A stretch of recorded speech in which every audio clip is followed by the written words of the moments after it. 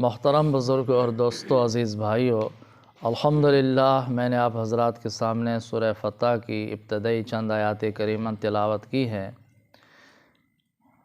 آپ حضرات کے سامنے صلح حدیبیہ کے واقعات بیان ہو رہے ہیں۔ آپ حضرات کو یاد ہوگا کل جو میں نے عرض کیا تھا کہ نبی کریم صلی اللہ علیہ وسلم صحابہ کرام رضی اللہ تعالیٰ عنہم کی جماعت کو لے کر حدیبیہ کے مقام پر پہنچے تو خالد بن ولید نے اپنا لشکر لے کر صحابہ کرام رضی اللہ تعالیٰ عنہم کو مکہ معظمہ کی طرف جانے سے روک دیا۔ یاد ہے نا آپ کو؟ واقعات پیش آئے، معجزات بھی ظاہر ہوئے۔ اسی دوران نبی کریم صلی اللہ علیہ وسلم نے ایک آدمی کو اہل مکہ کی طرف پیغام دے کر بھیجا۔ بدیل بن وقار رضی اللہ تعالیٰ عنہ جو بعد میں مسلمان ہو گئے تھے، انہیں پیغام دے کر اہل مکہ کے سرداروں کی طرف بھیجا کہ جا کر میرا پیغام سنا دو کہ ہم لڑائی کے لیے نہیں آئے، جنگ کرنے کے لیے نہیں آئے، ہم صرف عمرہ کرنے کے لیے آئے ہیں، اور بیت اللہ شریف کا عمرہ کرنا یہ ہر آدمی کو حق حاصل ہے، کسی کو روکنے کی اجازت نہیں ہے، یہاں دوست دشمن کی تمیز نہیں ہے، لہٰذا ہمیں اجازت دیں، ہم عمرہ کر کے بغیر لڑائی کے، بغیر جنگ کے، امن امان کے ساتھ واپس چلے جائیں گے۔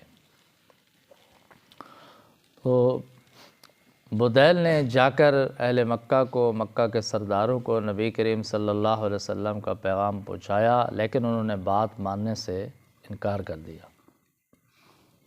نبی کریم صلی اللہ علیہ وسلم نے ان کو یہ بھی پیغام دیا کہ میری بات سمجھنے کی کوشش کریں، میں چاہتا ہوں کہ اہل مکہ کے ساتھ، قریش کے ساتھ ہماری جنگ نہ ہو۔ پہلے بھی قریش کی قوت ٹوٹ چکی ہے، ضائع ہو چکی ہے، آپ نے بہت نقصان اٹھایا ہے، میری قوم ہے، میں چاہتا ہوں آپ تباہ نہ ہوں۔ حضور رحمت عالم صلی اللہ علیہ وسلم رحمت للعالمین تھے نا، وہ لوگ آقا علیہ السلام کو مکہ معظمہ میں داخل ہونے سے روک رہے ہیں، پھر بھی نبی کریم صلی اللہ علیہ وسلم ان کی خیر خواہی فرما رہے ہیں۔ میں چاہتا ہوں لڑائی نہ ہو، جنگ نہ ہو، آپ کا نقصان نہ ہو، اور آپ مجھے اور عرب کے دوسرے قبیلوں کو چھوڑ دیں، آپ الگ ہو جائیں، آپ انتظار کریں، آپ دیکھیں، اگر دوسرے قبائل ہم پر غالب آ جاتے ہیں تو آپ کا مقصد پورا ہو گیا، پھر تو بغیر جنگ کے آپ کا مقصد پورا ہوتا ہے تو آپ کیوں لڑائی کرتے ہیں؟ ایک بات۔ دوسری بات یہ ہے کہ اگر ہم غالب آ جاتے ہیں دوسرے قبائل پر تو پھر اتنے تک آپ کی قوت بھی جمع ہو جائے گی، آپ کو سوچنے سمجھنے کا موقع بھی مل جائے گا، اس کے بعد اگر آپ چاہیں تو اسلام قبول کریں، مسلمان ہو جائیں، ہمارے ساتھ آ جائیں، اگر آپ کو شوق ہو جنگ کرنے کا تو پھر پورا کر لینا، آپ کی قوت بھی مضبوط ہو جائے گی، طاقت بھی بڑھ جائے گی، تو آپ اپنی طاقت بڑھائیں، آپ ہمارے ساتھ جنگ نہ کریں، کوشش کریں کہ میدان میں نہ آئیں۔ لیکن کفار مکہ، مشرکین مکہ، قریش مکہ غرور میں تھے، تکبر میں تھے کہ نہیں ہم نے عمرہ نہیں کرنے دینا، جو کچھ بھی ہو جائے۔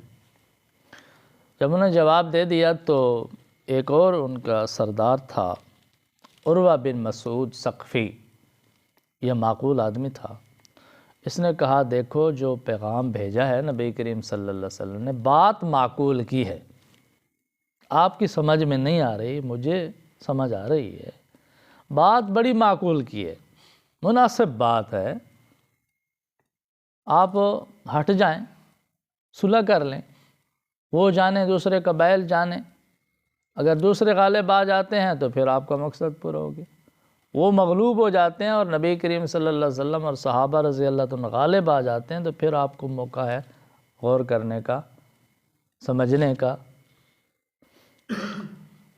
تو انہوں نے کہا چلو ٹھیک ہے، آپ جائیں، ہماری طرف سے نمائندہ بن کر نبی کریم صلی اللہ علیہ وسلم کے ساتھ بات چیت کریں، مذاکرات کریں۔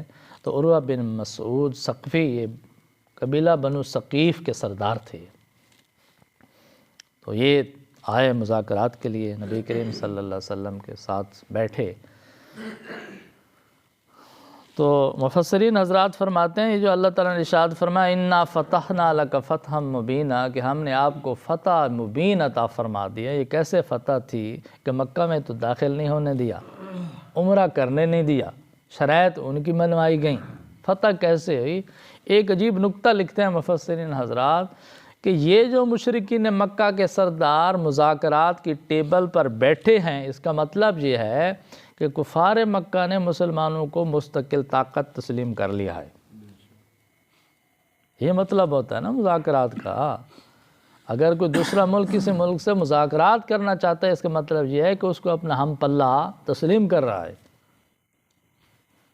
تو پہلی یہی بات سمجھ آ رہی تھی کہ مشرکین مکہ اب مسلمانوں کو ایک مستقل طاقت تسلیم کر چکے ہیں، اس لیے تو مذاکرات پہ بیٹھے ہیں۔ تو بہرحال عروہ بن مسعود ثقفی حاضر خدمت ہوئے اور نبی کریم صلی اللہ علیہ وسلم کے ساتھ بات چیت ہوئی۔ نبی کریم صلی اللہ علیہ وسلم نے اس کو بھی یہ بات سمجھائی کہ آپ قریش مکہ کو سمجھائیں، ہم جنگ نہیں کرنا چاہتے، لڑائی نہیں کرنا چاہتے، عمرہ کرنا چاہتے ہیں۔ ہم عمرہ کر کے بغیر لڑائی کے، بغیر جنگ کے، امن سکون کے ساتھ واپس چلے جائیں گے۔ اور ان کو میں دعوت دیتا ہوں کہ یہ میرے ساتھ جنگ نہ کریں، صلح کریں، مجھے اور دوسرے قبیلوں کو چھوڑ دیں، اور ان کا مقصد بھی پورا ہو جائے گا، ان کا نقصان نہیں ہوگا۔ میں چاہتا ہوں ان کا نقصان نہ ہو، پہلے بھی طاقت ٹوٹ چکی ہے۔ تو عروہ بن مسعود نے کہا یار بات تو مناسب ہے۔ اسی دوران عروہ بن مسعود بارگاہ نبوی صلی اللہ علیہ وسلم میں صحابہ کرام رضی اللہ تعالیٰ عنہم کے ادب اور محبت کا منظر بھی غور سے دیکھتا رہا۔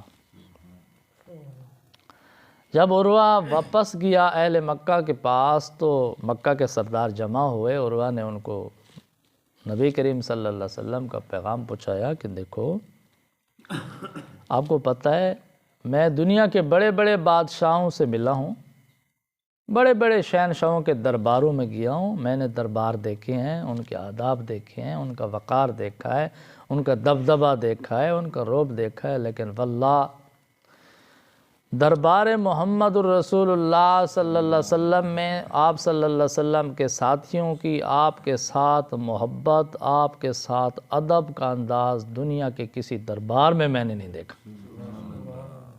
کمال ہو گئی دربار نبوی صلی اللہ علیہ وسلم کی، اتنا ادب ہے صحابہ کرام کا، آپ کی جماعت کا۔ جب آپ صلی اللہ علیہ وسلم کی بارگاہ میں بیٹھتے ہیں تو اتنے ادب سے، اتنے سکون سے بیٹھتے ہیں جیسے ان کے اوپر پرندے بیٹھے ہوں، اگر وہ ہلتے ہیں تو پرندے اڑ جائیں گے۔ وجود کو ہلنے نہیں دیتے، حرکت نہیں آنے دیتے۔ لب مبارک سے جو بات نکلتی ہے تو ہماتن خاموش ہو کر اس کو سنتے ہیں۔ نبی کریم صلی اللہ علیہ وسلم اپنا تھوک مبارک پھینکتے ہیں تو صحابہ جھپٹ پڑتے ہیں، اس کو زمین پر نہیں گرنے دیتے، اپنے ہاتھوں پہ لے لیتے ہیں، اپنے چہروں پہ ملتے ہیں، وجود پہ ملتے ہیں، تھوک مبارک کو زمین پہ نہیں گرنے دیتے۔ نبی کریم صلی اللہ علیہ وسلم وضو فرماتے ہیں تو صحابہ کرام رضی اللہ تعالیٰ عنہ وضو کے پانی کا ایک قطرہ زمین پہ نہیں گرنے دیتے، اپنے ہاتھوں پہ لے لیتے ہیں، اپنے چہروں پہ ملتے ہیں، جسم پہ ملتے ہیں، کہ یہ وہ مقدس پانی ہے جو نبی کریم صلی اللہ علیہ وسلم کے وجود اطہر سے مس کر کے آیا ہے۔ اگر ہم اس پانی کو اپنے چہرے پر ملیں گے تو ہمارے چہرے نورانی ہو جائیں، ہمیں برکت نصیب ہو۔ مجھے یہ اندازہ ہوا ہے یہ جو 1400 صحابہ ہیں نا نبی کریم صلی اللہ علیہ وسلم کے، اگر آپ نے جنگ کی یہ حضور کے قدموں میں شہید ہو جائیں گے، واپس نہیں لوٹیں گے، چھوڑ کے نہیں جائیں گے۔ سوچ لو جنگ کرنی ہے تو، لیکن خیر اسی میں ہے، جنگ نہ کریں، آپ صلح کریں۔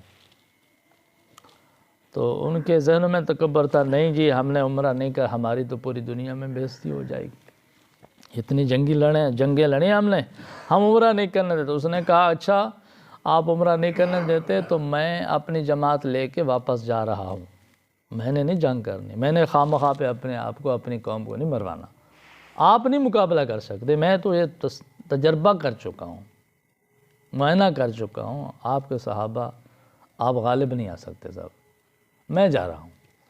تو عروہ بن مسعود اپنی جماعت کو لے کر واپس قبیلے کی طرف چلا گیا۔ پھر بھی نبی کریم صلی اللہ علیہ وسلم نے حضرت عثمان بن عفان رضی اللہ تعالیٰ عنہ کو مذاکرات کے لیے مکہ میں بھیج دیا کہ آپ مکہ کے رؤساء میں شامل ہیں، آپ کے رشتہ دار موجود ہیں، وہاں پہ آپ کی بات سنی جائے گی، آپ ان کو سمجھائیں، میں جنگ نہیں چاہتا۔ دیکھو نا نبی کریم صلی اللہ علیہ وسلم بار بار چاہ رہے ہیں یہ کہ جنگ نہ ہو۔ تو بہرحال حضرت عثمان رضی اللہ تعالیٰ عنہ کو مذاکرات کے لیے بھیج دیا۔ حضرت عثمان رضی اللہ تعالیٰ عنہ مکہ معظمہ پہنچ گئے تو ابان بن سعید رضی اللہ تعالیٰ عنہ جو بعد میں مسلمان ہو گئے تھے، انہوں نے حضرت عثمان رضی اللہ تعالیٰ عنہ کو اپنی پناہ میں لے لیا، اور حضرت عثمان رضی اللہ تعالیٰ عنہ نے مکہ کے ایک ایک سردار کے دروازے پر جا کر نبی کریم صلی اللہ علیہ وسلم کا پیغام پہنچا دیا، لیکن کفار مکہ نہ مانے۔ لیکن قریش مکہ نے حضرت عثمان رضی اللہ تعالیٰ عنہ کو کہا کہ دیکھیں آپ تو حرم مکہ میں داخل ہو گئے ہیں، اگر آپ طواف کرنا چاہتے ہیں، عمرہ کرنا چاہتے ہیں تو آپ کو اجازت ہے، آپ عمرہ کر لیں، آپ عمرہ کر سکتے ہیں۔ تو حضرت عثمان رضی اللہ تعالیٰ عنہ نے جو جواب دیا ہے نا، وہ سونے کی سیاہی سے لکھنے کے قابل ہے۔ حضرت عثمان رضی اللہ تعالیٰ نے فرمایا آپ نے میرے حضور کو، میرے آقا کو عمرہ نہیں کرنے دیا، حضور صلی اللہ علیہ وسلم کے بغیر عثمان عمرہ نہیں کرے گا۔ حالانکہ حدود حرم میں پہنچ چکے تھے، عمرہ تو واجب ہو چکا تھا نا، حدود حرم میں آدمی پہنچ جائے تو عمرہ کرنا واجب ہو جاتا ہے۔ حضرت عثمان رضی اللہ تعالیٰ نے عمرہ نہیں کیا، اس لیے کہ آپ میرے آقا کو، میرے نبی کریم صلی اللہ علیہ وسلم کو عمرہ نہیں کرنے دیتے، جب تک حضور عمرہ نہیں کریں گے عثمان عمرہ نہیں کرتا، جب حضور طواف نہیں کریں گے عثمان طواف نہیں کرتا۔ اس سے پتہ چلا کہ کوئی نیکی نہیں ہے جب تک نبی کریم صلی اللہ علیہ وسلم ثابت نہ ہو، کوئی عبادت نہیں ہے جب اتباع محمد الرسول اللہ نہ ہو۔ یہ تھا صحابہ کا مزاج۔ آج کل تو ہم نے اپنی مرضی سے نیکیاں بنا لیں، اپنی مرضی سے دین کے احکام گھڑ لیے، لیکن صحابہ رضی اللہ تعالیٰ عنہ کا اصول تھا کہ نیکی وہی سمجھتے تھے جو حضور صلی اللہ علیہ وسلم نے ادا فرمائی، وہ نیکی ہے۔ حضور صلی اللہ علیہ وسلم کی اتباع نیکی ہے، وہ عبادت ہے۔ آپ کی اتباع کے بغیر، آپ کے ثبوت کے بغیر کوئی عبادت نہیں ہے، کوئی نیکی نہیں ہے، کوئی پسندیدہ عمل نہیں۔ تو حضرت عثمان رضی اللہ تعالیٰ نے انکار فرما دیا کہ نہیں میں عمرہ نہیں کرنا چاہتا، تو وہ اور غصے میں آ گئے۔ حضرت عثمان رضی اللہ تعالیٰ کو روک لیا۔ حضرت عثمان رضی اللہ تعالیٰ نبی کریم صلی اللہ علیہ وسلم کے حکم سے ان صحابہ سے بھی ملے جو مکہ میں ابھی مجبور ہو کر، معذور ہو کر موجود تھے، ان سے ملاقات کی اور ان کو تسلی دی کہ آپ گھبرائیں نہیں، فکر نہ کریں، انشاءاللہ جلد اللہ تعالیٰ کوئی راستہ پیدا فرما دے گا۔ تو ان کو بھی تسلی ہو گئی۔ انہوں نے حضرت عثمان رضی اللہ تعالیٰ عنہ کو اور چند اور صحابہ کو روک لیا اور افواہ پھیلا دی کہ کفار مکہ نے حضرت عثمان رضی اللہ تعالیٰ عنہ کو شہید کر دیا۔ یہ اطلاع نبی کریم صلی اللہ علیہ وسلم تک پہنچی تو نبی کریم صلی اللہ علیہ وسلم نے ایک درخت کے نیچے 1400 صحابہ سے بیعت جہاد لی اور موت پر بیعت لی کہ جب تک ایک آدمی بھی زندہ رہے گا وہ جنگ کرتا رہے گا، ایک تلوار باقی رہے گی، جنگ ہوتی رہے گی، جان قربان کر دیں گے، موت قبول کر لیں گے، لیکن میدان کو چھوڑ کر کوئی نہیں جائے گا، صلح بھی کوئی نہیں کرے گا۔ 1400 صحابہ نے نبی کریم صلی اللہ علیہ وسلم کے ہاتھ مبارک پر بیعت موت کر دی۔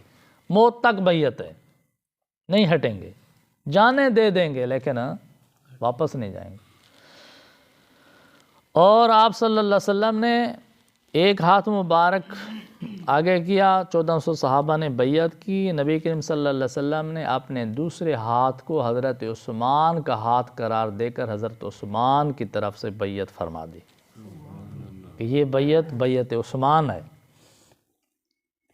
آپ صلی اللہ علیہ وسلم نے حضرت عثمان رضی اللہ تعالیٰ عنہ کو بھی بیعت میں شامل فرما دیا.